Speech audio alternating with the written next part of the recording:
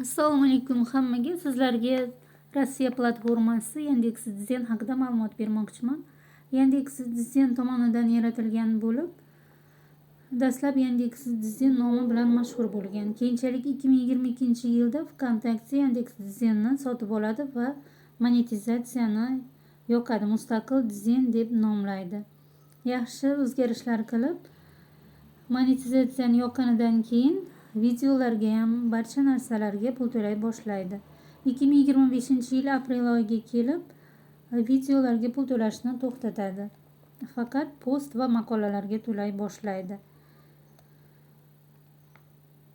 Men o'zim ham Yandex.Dzenda yaqindan beri ishlay boshladim. YouTube singari u qadar qiyin emas, juda ham oddiy va oson.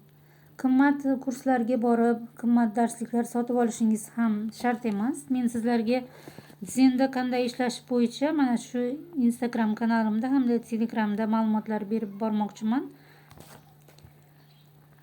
Bu Yandex.Dzenda 14 ta o'zining mundarijasi bor. Kanal yaratish va kanalni sozlash birinchisi, keyin maqolalar nashr qilish, monetizatsiya qoidalari, nimani nashr qilish kerak va qanday maqolalar nashr qilinishi mumkin emas.